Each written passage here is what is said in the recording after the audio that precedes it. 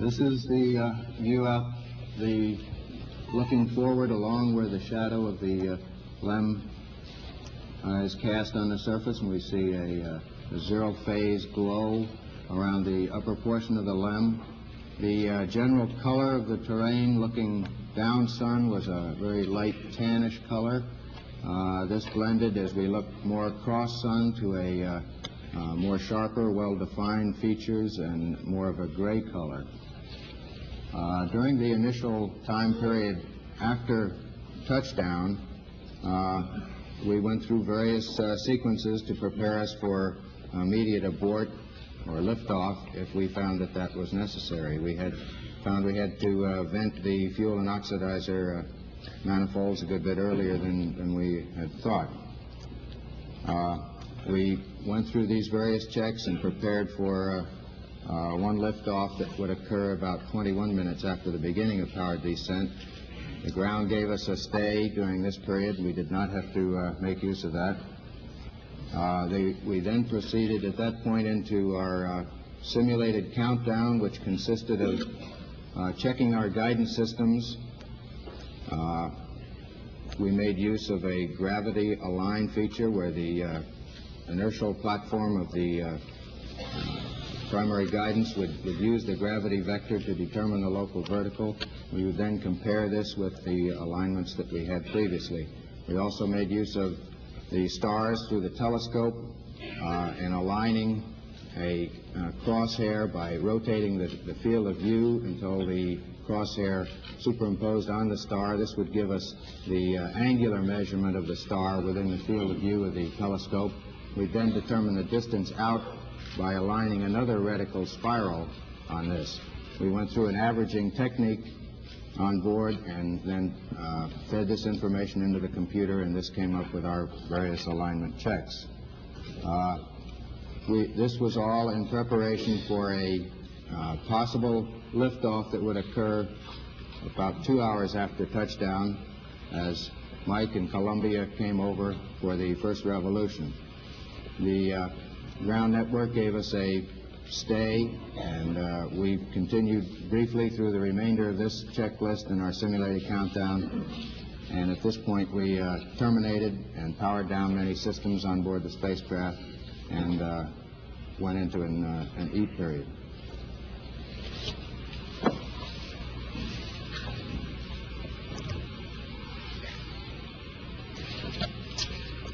A number of experts had, prior to the flight, predicted that a good bit of difficulty might be encountered by people attempting to work on the surface of the moon due to this variety of strange atmospheric and gravitational characteristics that would be encountered.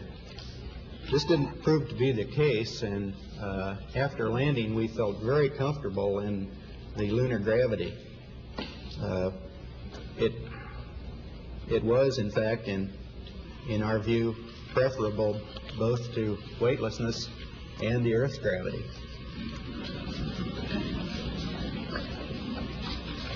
This led us to believe, this in conjunction with the fact that all the systems in the LEM were operating magnificently and we had very few problems, to go ahead with the surface work immediately.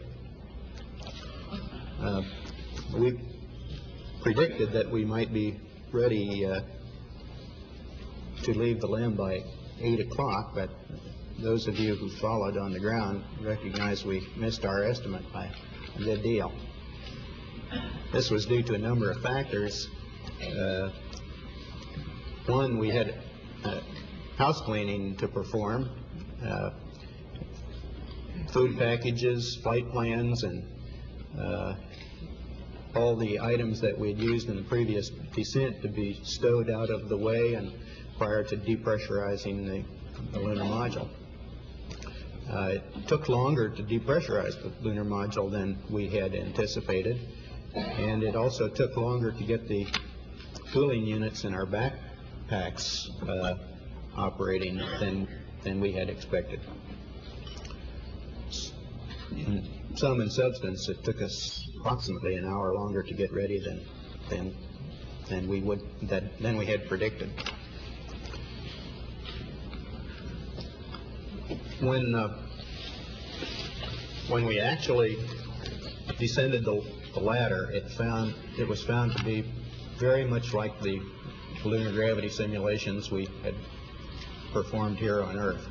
And no difficulty was encountered in descending the ladder. The last step was about 3.5 feet from the surface, and we're somewhat concerned that we might have difficulty in re-entering the limb at the end of our activity period, so we practiced that before doing the exercise of bringing the camera down, which took the subsequent surface pictures. Here you see the camera being lowered on what might be called a Brooklyn clothesline. I was operating quite carefully here because immediately to my right and off the picture was a 6-foot deep crater, and I was somewhat concerned about losing my balance on the steep slopes. The other item of interest in the very early stages of the EVA, should it have been cut short for some unknown reason, was the job of bringing back a sample of the lunar rocks, and these photographs show the collection of that initial sample into a small bag, and then that bag being deposited in my pocket. This was the first of a number of times when we found two men were a great help. I quickly put up the TV camera.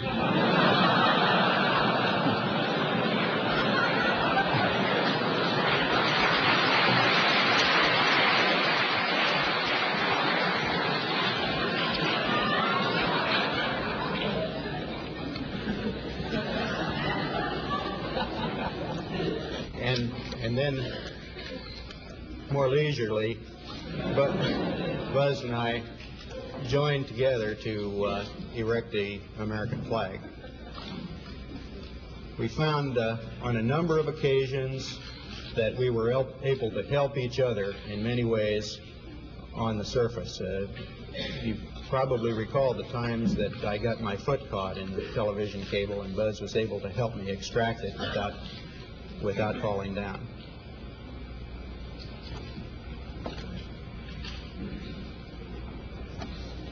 We had some difficulty at first getting the pole of the flag to remain into the surface.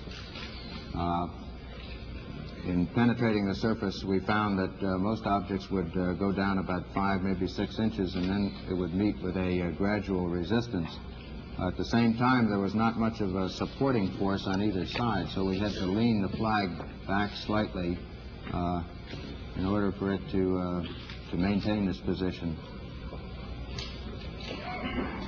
So many people have done so much to give us this opportunity to place this American flag on the surface. To me, it was one of the prouder moments of my life to be able to stand there and quickly salute the flag. The rest of the activity seemed to go very rushed. There were a lot of things to do, and we had a hard time getting them finished.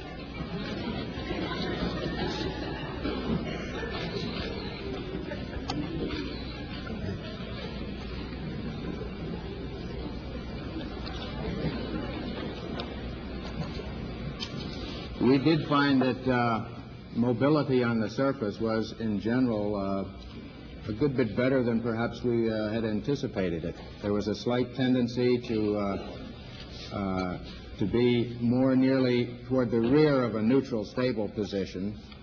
Balance seemed to be quite easy to identify, and as one would lean a slight bit to one side or the other, it was very easy to identify when this loss of balance was approaching.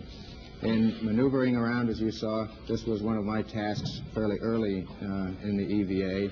I found that a standard loping technique of one foot in front of the other worked out quite well, as we would have expected. One could also jump in more of a kangaroo fashion, 2 feet at a time. This seemed to work, but without quite the same degree of control of your stability as you moved along. We found we had to anticipate 3 to 4 steps ahead in comparison with the 1 or 2 steps that are ahead when you're walking on the Earth. We had very little trouble, much less trouble than expected on the surface. It was a pleasant operation. Temperatures weren't high. They were very comfortable. A little EMU, the combination of spacesuit and backpack that provided, sustained our life on the surface, operated magnificently. We had no cause for concern at any time with the operation of that equipment. The primary difficulty that we observed was that there was just far too little time to do the myriads of things that we would have liked to have done. In the pictures we showed earlier, you saw rocks in the boulder field out Buzz's window that were 3 and 4 feet in size, very likely pieces of the lunar bedrock, and it would have been very interesting to go over and get some samples of those. There were other craters that differed widely that would have been interesting to examine and photograph. And we had the problem of the 5-year-old boy in a candy store. There are just too many interesting things to do. The surface, as we said, was fine-grained with lots of rocks in it. It took footprints very well, and the footprints stayed in place. The LEM was in good shape and exhibited no damage from the landing or the descent. It's a picture of the ladder with the well-known plaque on the primary strut.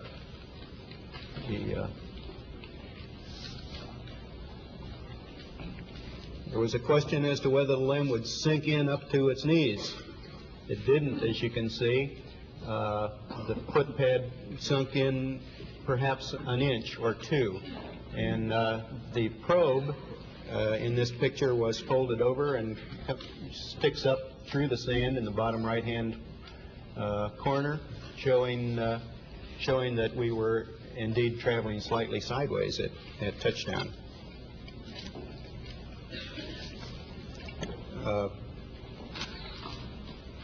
There were a wide variety of surfaces. Here Buzz is standing in a small crater, and it gives a very good picture of the rounded rims of the what we believe are very old features. The LEM was in a relatively smooth area between the craters and the boulder fields, and we had some difficulty in determining just what straight up and down was. Our ability to pick up straight up and down was probably several degrees less accurate than it is here on Earth, and it caused some difficulty in having things like our cameras and scientific experiments sometimes not maintain the level attitude we expected.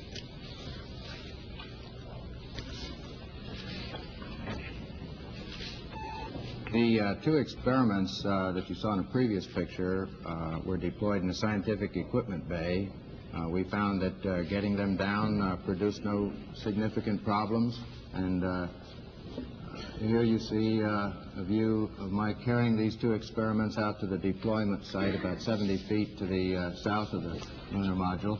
You have a very good view of the varying depths of this upper surface layer. You see that along the crater rim, the small crater rim off to my left, along this the upper surface appears to be about 2 to 3 inches, and the subsurface has a slope that is rather ill-defined, and one has to be very careful in threading your way around these very small craters. Any long excursions, I feel, would take a good bit of attention as you're moving along to avoid walking along or down the slope of some of these smaller craters.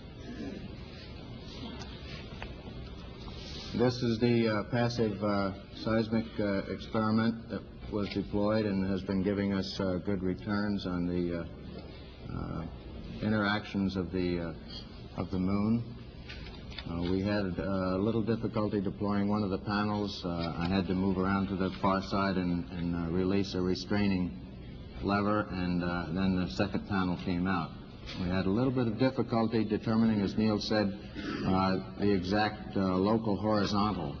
And I think this is due to the decrease in the cues that a person has as to which way up really is. One has to lean a little bit more off to the side before you get this body cue. That pick up landmarks that assured us that we were on the proper track. There were no difficulties with the ascent, and we enjoyed the ride more than we could say.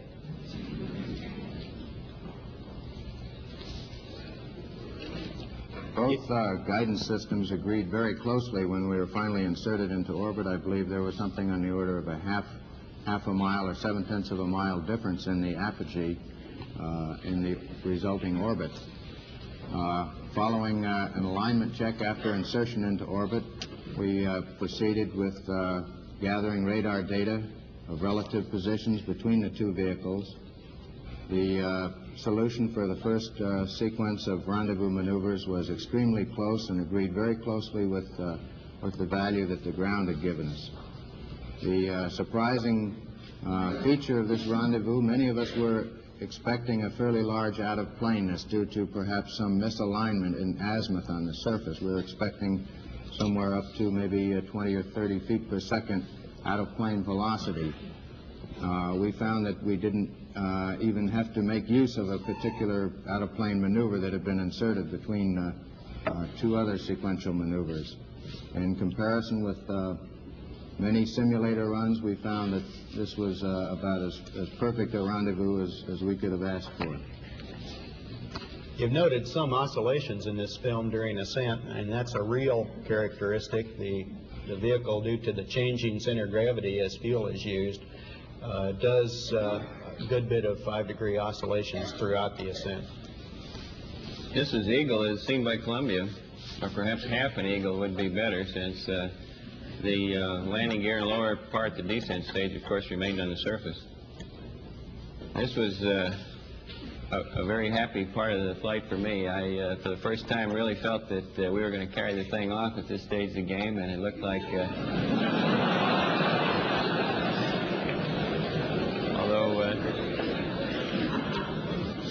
although we were far from home, we were a lot closer to it than the pure distance might indicate. Neil's making the initial maneuvers here to get turned around, and then again I do the final docking. This is somewhat swifter than real time. The probe, the dark funnel on the top of the LEM, and the docking target below it and to the left in the lighter portion of the LEM. As Buzz said, the rendezvous was absolutely beautiful. They came up from below absolutely as if they were riding on rails. There was absolutely no disturbance or any off-nominal effects during the last part of the rendezvous.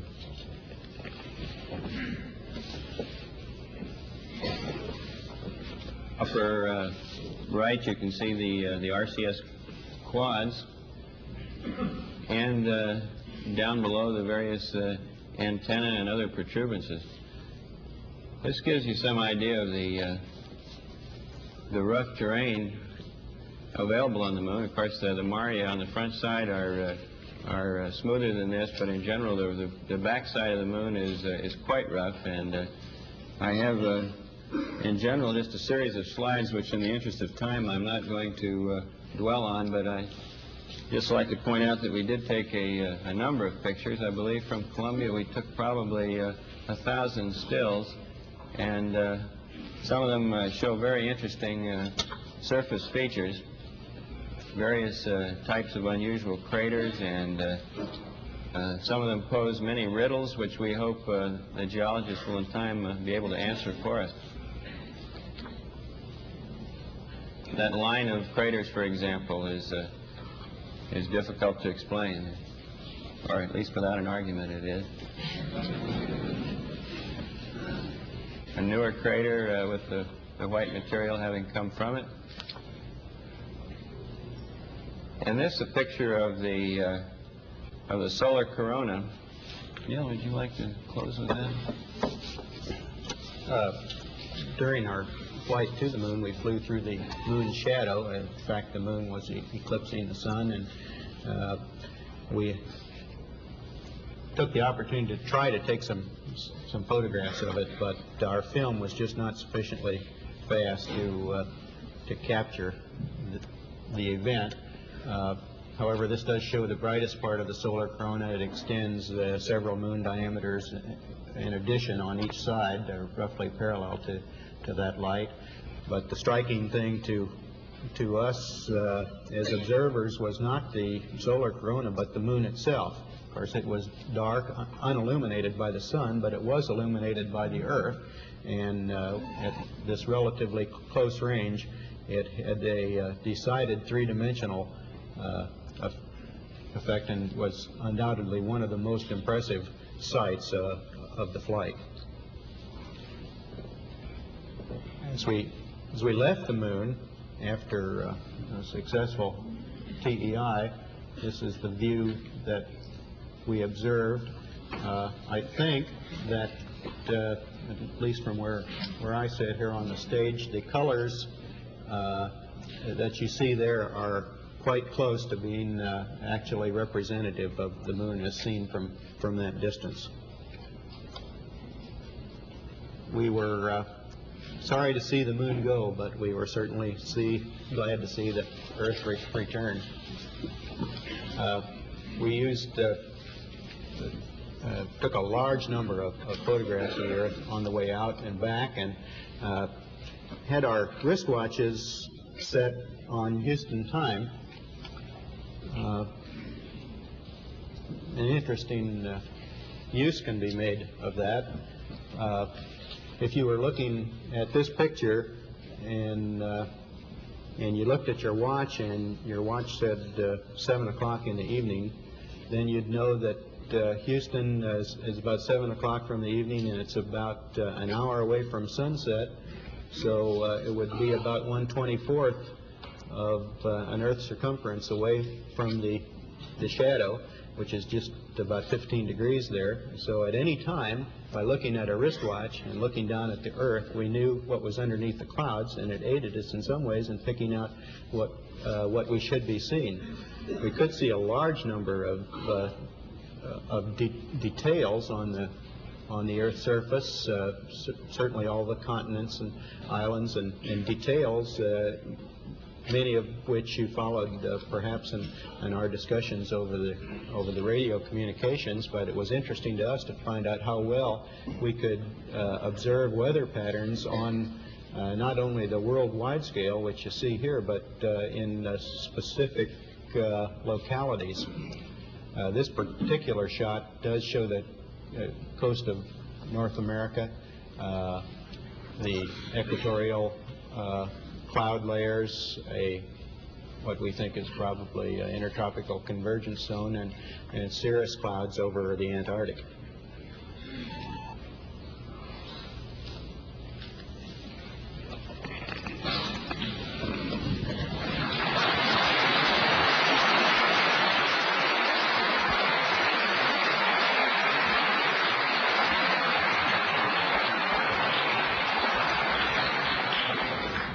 We're ready now for question and answers, and wait for the microphone, and we'll go right down the line, and we'll catch everyone if you'll just be patient. Tom O'Toole. How much time did you have left in your life support backpacks at the time you got back on board LEM?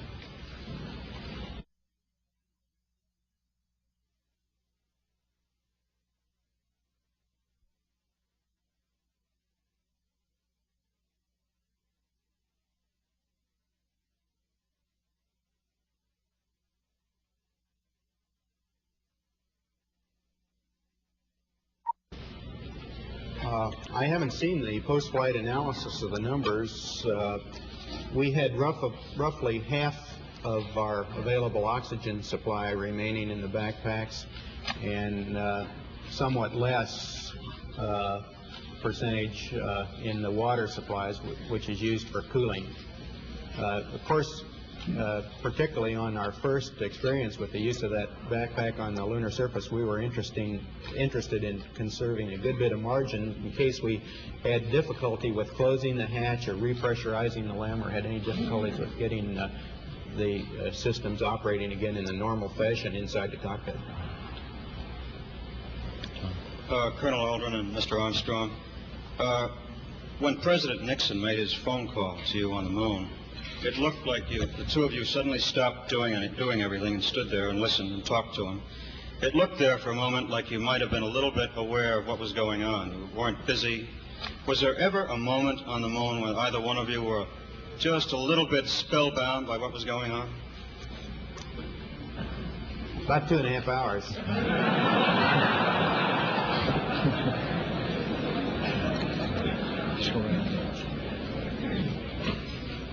I'd like to ask Neil Armstrong when he began to think of what he would say when he put his foot down on the lunar surface, and how long he pondered the statement about a small step for man, gigantic leap for mankind. Yes, I did think about it.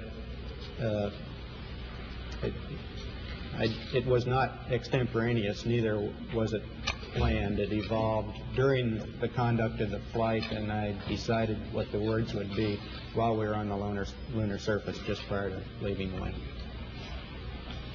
I'd like to ask Neil Armstrong and Buzz Aldrin, and I'm not quite sure how to ask this question, but when you first stepped on the moon, did it strike you as you were stepping on a piece of the Earth, or sort of what your inner feelings were, whether you felt you were standing in a desert, or this was really another world, or how you felt at that point? Well, there was no question in our minds where we were. We'd been orbiting around the moon for quite a while. At the same time, we have experienced 1.6G before. We've been exposed to some degree to the lighting that we saw. However, this was, in my case, an extremely foreign situation with the stark nature of the light and dark conditions. And of course, we first set foot on the moon in the dark, shadowy area. It's a stark and strangely different place, but it looked friendly to me, and it proved to be friendly. Some people have criticized the space program as a misplaced item on a list of national priorities. I'd like to ask any of the astronauts, how do you view space exploration as a relative priority compared with the pressing needs of the domestic society and the world community at large? Well, of course, we all recognize that the world is continually faced with a large number of varying kinds of problems. And it's our view that all those problems have to be faced simultaneously. It's not possible to neglect any of those areas, and we certainly don't feel that it's our place to neglect space exploration. There was a lot of discussion during the flight, during the power descent portion of the flight, about the program alarms and so forth. I wondered if you all could describe your thoughts on the subject, how it went, and what advice you might have to offer the crews of Apollo 12 and subsequent flights for this portion of the mission. Well, I think we pretty well understand what caused these program alarms. It was the fact that the computer was in the process of solving the landing problem, and at the same time we had the rendezvous radar in a powered-up condition, and this tended to add an additional burden to the computer operation. Now, I don't think that either the ground people or ourselves really anticipated that this would happen, It was not a serious program alarm. It just told us that for a brief instant the computer was reaching a point of being over-programmed or having too many jobs waiting for it to do. You know, a computer continually goes through a wait list of one item after another, and this list was beginning to fill up, and the program alarm came up. Unfortunately, it came at a point when we did not want to be trying to solve these particular problems. We wanted to be able to look out the window to identify the features as they came up so that we would be able to pinpoint just where in the landing ellipse the computer was taking us. Buzz was carrying on a rapid-fire conversation with the computer at that point, but I think we really have to give the credit to the control center in this case. They were the people that really came through and helped us and said, continue, which is what we wanted to hear. Gentlemen, you're about to take some tours, and I wonder what your feelings are. Is that perhaps the most difficult part of the mission, or are you looking forward to it? Well, certainly the part that we're least prepared to handle.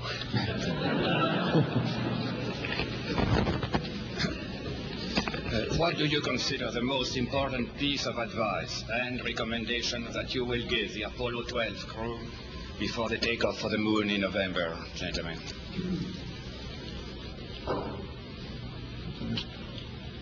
I didn't hear the first part. The recommendations for 12 on which phase? Will be the most important piece of advice or recommendation for the Apollo 12 crew.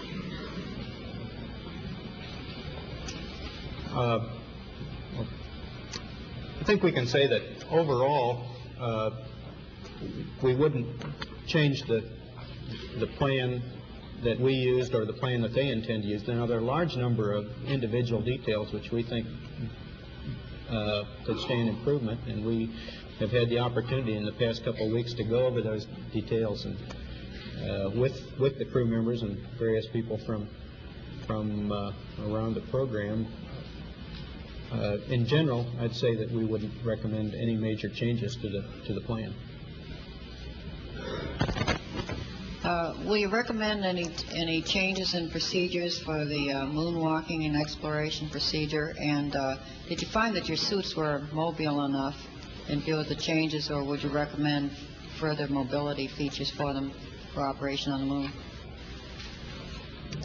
Well, one gets used to the type mobility that your suit affords you.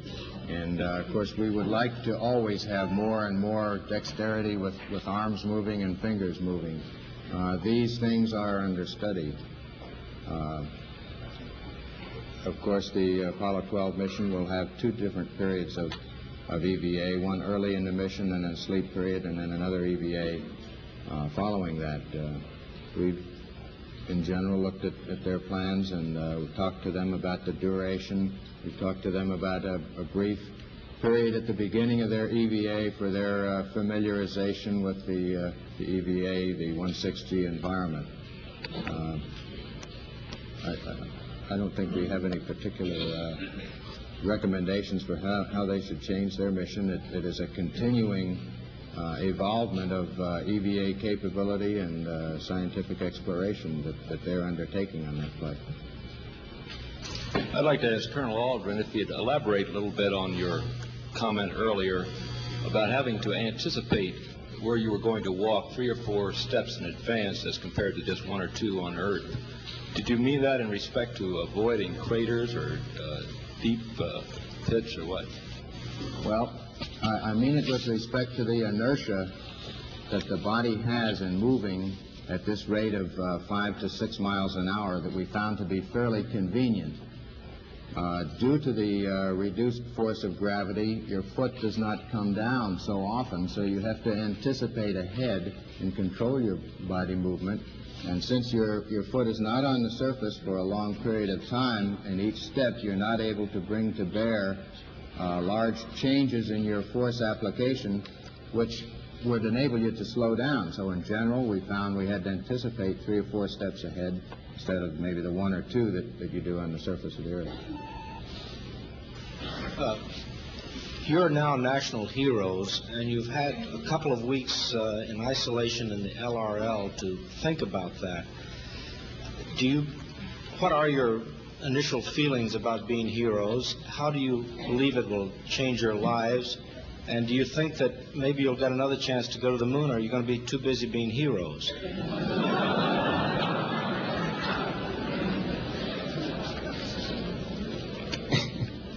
know I'll probably get an answer to that question. I might have to spend as long preparing as we had to prepare for Apollo 11.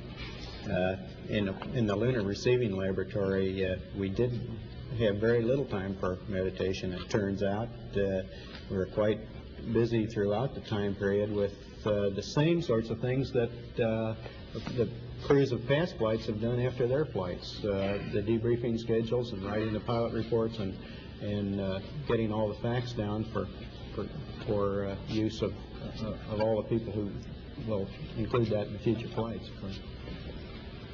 I'm struck from the movies and the still pictures by the difference in the very hostile appearance of the moon when you're orbiting over it or some distance from it, and the warmer colors and the apparently relatively more friendly appearance of it when you're on the surface. I'd like to ask Colonel Collins if he gets that same impression from the pictures, and the two of you who were on the moon, what impression you have along those lines. Well, the moon changes character as the angle of sunlight striking its surface changes. At very low sun angles, close to the terminator, at dawn or at dusk, it has the harsh, forbidding characteristics which you see in a lot of the photographs. On the other hand, when the sun is more closely overhead, a midday situation, the moon takes on more of a brown color, it becomes almost a rosy-looking place, a fairly friendly place. So that from dawn through midday through dusk, you run the whole gamut of it. It starts off very forbidding, becomes friendly, and then becomes forbidding again as the sun disappears. Neil, were you and Buzz, did you have the feeling you were getting a little low on fuel during the landing? Were you concerned at that point about being low on fuel? And the second part of it, I suppose, for Buzz is, out of your experience, how tough do you think pinpoint precision landings will be on the lunar surface on future flights? Okay, yes, we were concerned about running low on fuel, and the range extension that we did to avoid the boulder field and craters, we used up a significant percentage of our fuel margins, and we were quite close to our legal limit.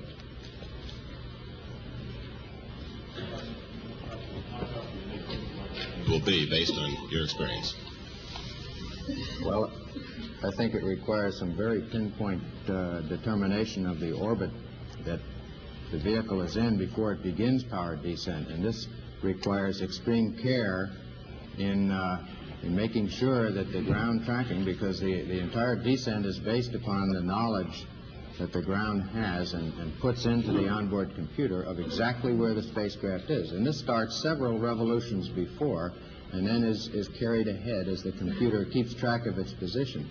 So during sequences like undocking, we have to be extremely careful that we do not disturb this knowledge of exactly where it is, because this then relates in the computer bringing the LEM down to a different spot than everyone thought we were coming into. This is what defines the error ellipse, where we might possibly land having targeted for the center. Now, the ability to be able to control where you are requires that you be able to identify features. And of course, in our particular landing site, this was selected to be as void of significant features as possible, to give us as smooth a terrain. Now, in any area like this, there are always certain identifying features that you can come out, certain patterns or craters. And to the extent that this can be used, if the crew sees that they are not going exactly toward the pre-planned point, they can begin to tell the computer to move to a slightly different landing location. Now, this can occur up in the region of 5,000 to 6,000 feet. Then as Neil took over control of our spacecraft to extend the range, to get beyond this large crater at West Crater. This, again, may be required if identification is made in the vicinity of 300, 400, 500 feet to be able to maneuver that last in the vicinity of 1,000 or 2,000 feet to make a pinpoint landing. But so much depends on the early trajectory, the ability to then redesignate, and the final manual control. For Mr. Armstrong and more on the landing, did at any time you consider an abort while you were getting the alarms and so forth? Well, I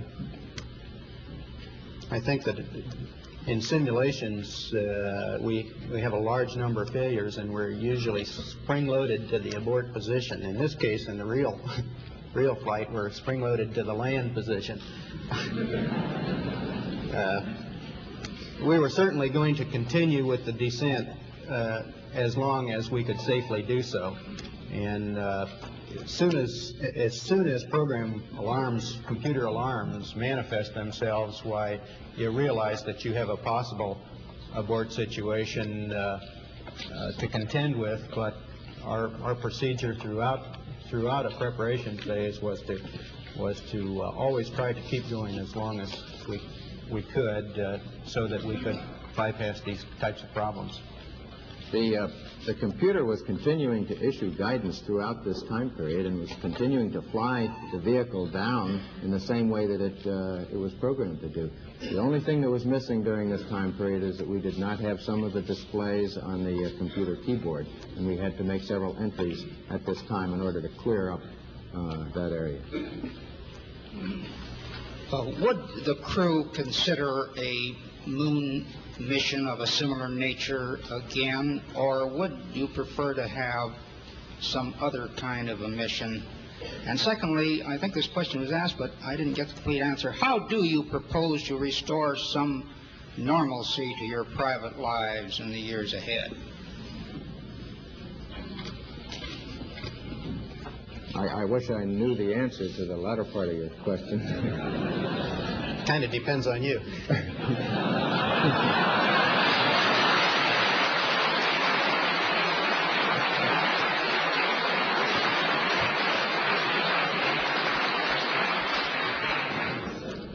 But I think the landings of the type that are presently considered for the next number of flights are appropriate to the conclusions that we reached as a result of both our descent work and work on a surface. And I would certainly hope that we are able to investigate the variety of types of landing sites that they hope to accomplish. I have two brief questions I'd like to ask, if I may. When you were carrying out that incredible moonwalk, did you find that the surface was equally firm anywhere, or were there harder and softer spots that you could detect? And secondly, when you looked up at the sky, could you actually see the stars and the solar corona in spite of the glare? The first part of your question, the surface did vary in its thickness of penetration.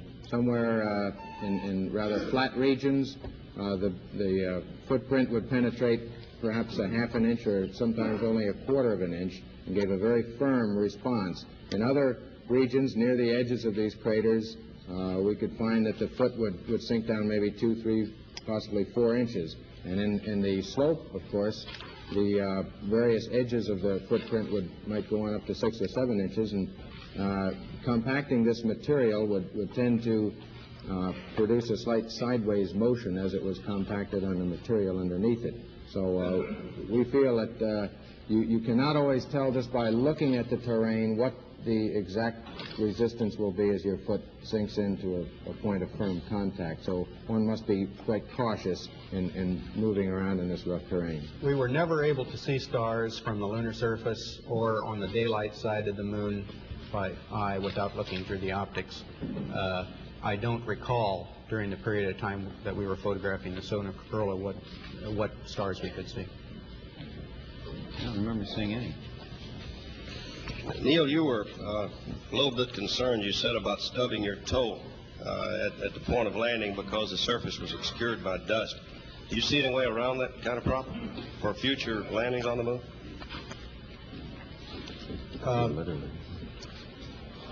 I think the simulations that we have at the present time to enable a pilot to understanding the problems of a lunar landing, that is the simulator and the various lunar landing training facilities and trainers that we have, will do that job sufficiently well.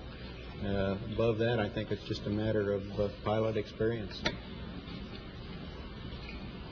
This is for Neil Armstrong. You said early in your presentation that masculine W occurred about 3 seconds late, giving you the clue that you might land somewhat long. Now, this was before you got to Highgate, so that it had nothing to do with maneuvering to find a suitable place to land. I'm wondering what would have caused this 3 seconds late. Did it have something to do with the time that you began powered descent, or what? Well, the time that we started powered descent was the planned time, but the question is, where are you over the surface of the moon at the time of ignition? And where that point is largely determined by a long chain of prior events. Cracking that's taken place several revolutions earlier, the slight maneuvers that have been done in checking out the reaction control systems, the undocking and the ability to station keep accurately without ever flying very far away from where the computer thinks you ought to be at that time. And of course, the little bit of dispersions in the maneuvers, such as the DLI burn on the backside of the moon, that were not quite properly measured by the guidance system. Now, each of those things will accumulate into an effect, an error, a position error at ignition, and there is no way of compensating until you get to final phase for that error.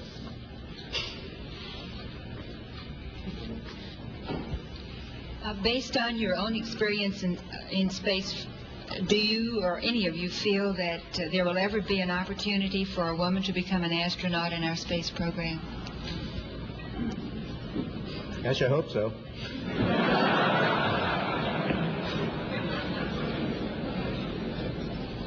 I'd like to refer back to something that Neil Armstrong said a while back, that there was so much out there you would like to have done. As it was, you ended up a considerable number of minutes behind schedule. Is that because the schedule was overloaded for the EVA, or can we expect all astronauts, when they reach the moon for the first time, to enjoy themselves and spend as much time doing so as you seem to? We plead guilty to enjoying ourselves. As Buzz mentioned earlier, we're recommending that we start future EVAs with a 15 or 20-minute period to get these kinds of things out of the way.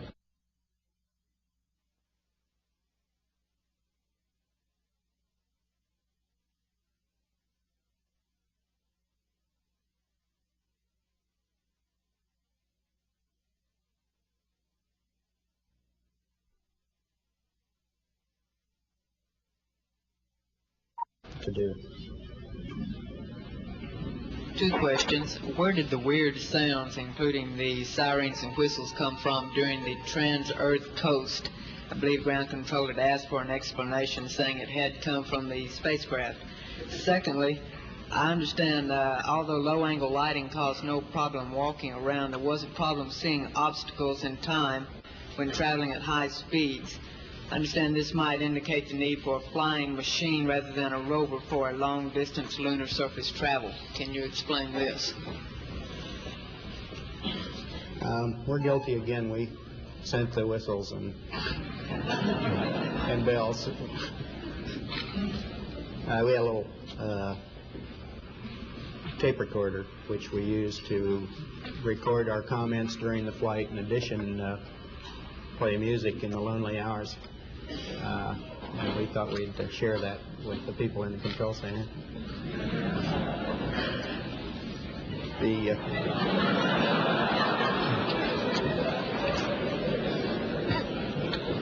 The sun angle was less a problem for the things you mentioned than the lunar curvature and the local roughness.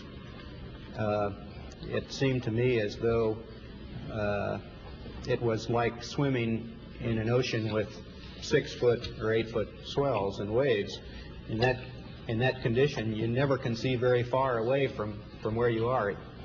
And this was even exaggerated by the fact that the lunar curvature is so much more pronounced.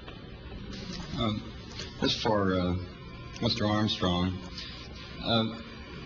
Had you planned to take over semi-manual control, or was it only your descent toward the West Crater that caused you to do that?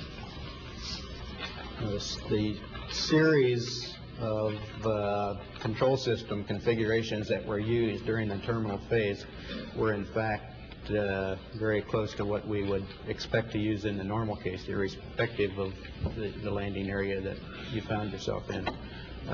However, we spent more time in the manual phase than we would have planned in order to find a suitable landing area.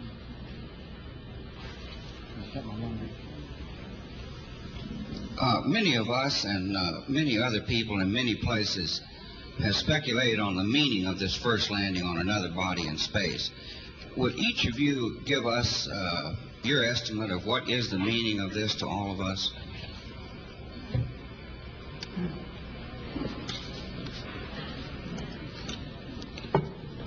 You want to try that?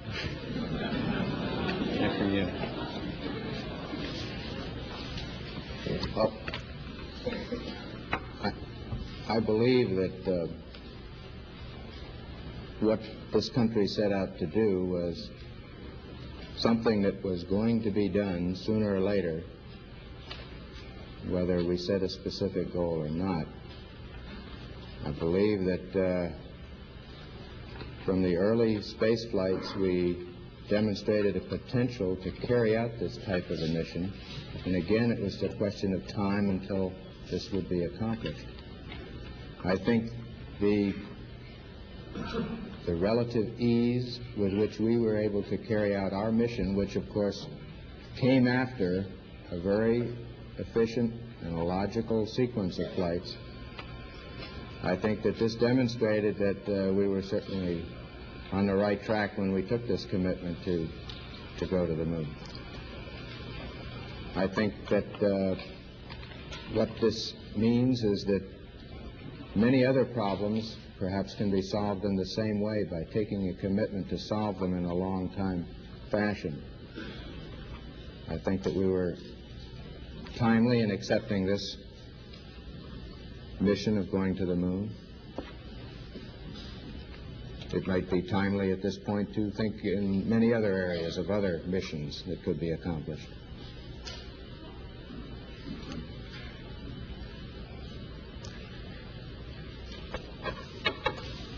Well,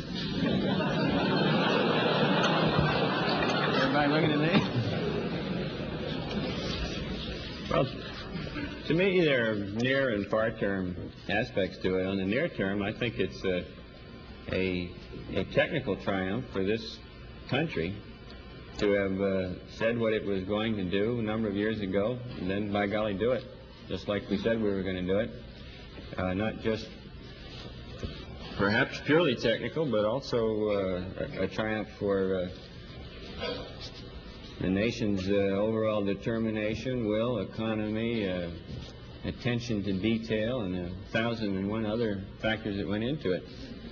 That's short term. I think long term, we find for the first time that man has the flexibility or the option of either walking this planet or some other planet, be it the moon or Mars or I don't know where.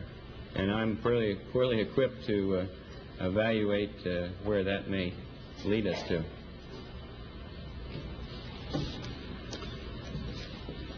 I just see it as a beginning, not just this flight, but in this program, which has really been a very short piece of human history. An instant in history, the entire program. It's a beginning of a new age. Neil, how much descent fuel did you have left when you actually shut down?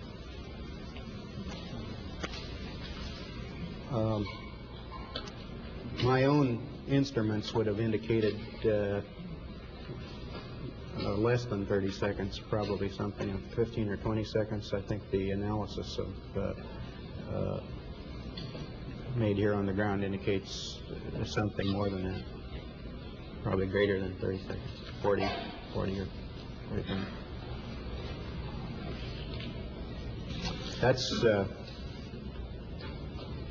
That's a good, that sounds like a short time, but it really is quite a lot.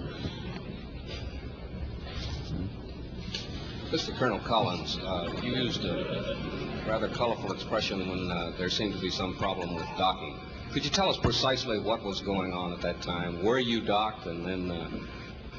are you referring to the lunar orbit docking when, after the two vehicles made contact, a yaw oscillation developed?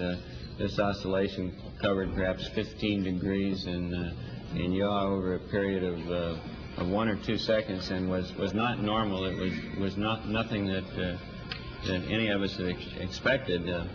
It was not a serious problem. It was all over in an additional 6 or 8 seconds. The sequence of events is that the two vehicles are held together initially by 3 capture latches, and then a gas bottle, when fired, initiates a retract cycle, which allows the two to be more rigidly connected by 12 strong latches around the periphery of the tunnel. This takes 6 or 8 seconds for this cycle between initial contact and the retract. And it was during this period of time that I did have a yaw oscillation, or we did. Neil and I both took manual corrective action to bring the two vehicles back in line, and while this was going on, the retract cycle was successfully taking place, and the latches fired, and the problem was over. 2 questions. Colonel Aldrin, the pictures taken on the surface, your full portrait, shows distinct smudges of lunar soil on your knees. Did you fall down on the surface or kneel? And then for Mr. Armstrong, during the last few minutes there, before the landing, when the program alarms were coming on, and et cetera, would you have gone ahead and landed had you not had ground support? To my recollection, my knees did not touch the surface at any particular time. We did not feel that we should not do this. We felt that this would be quite a natural thing to do, to recover objects from the surface, but at the same time, we felt that we did not want to do this unless it was absolutely necessary. We found quite early in the EVA that the lunar surface material did tend to adhere considerably to any part of the clothing. It would get on the gloves and would stay there. When you would knock either your foot or your hand against something, you would tend to shed the outer surface of this material, but there remained considerable smudges. I don't know how that got on the knees. Neither of us fell down. We would have continued the landings so long as the trajectory seemed safe. And a landing is possible under these conditions, although with considerably less confidence than you have when you have the information from the ground and in the computer in its normal manner being available to you.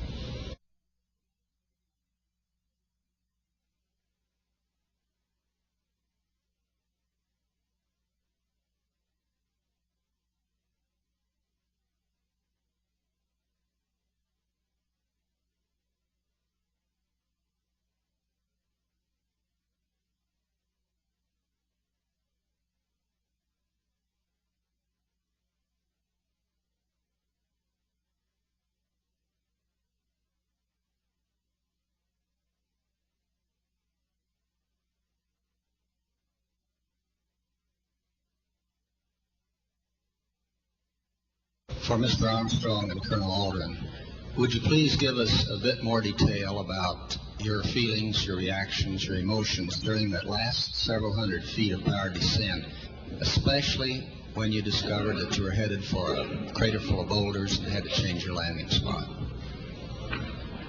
Well, first say that I expected that we would probably have to make some local adjustments to find a suitable landing area. I thought it was highly unlikely that we would be so fortunate as to come down in a very smooth area, and we planned on doing that. As it turned out, of course, we did considerably more maneuvering close to the surface than we had planned to do.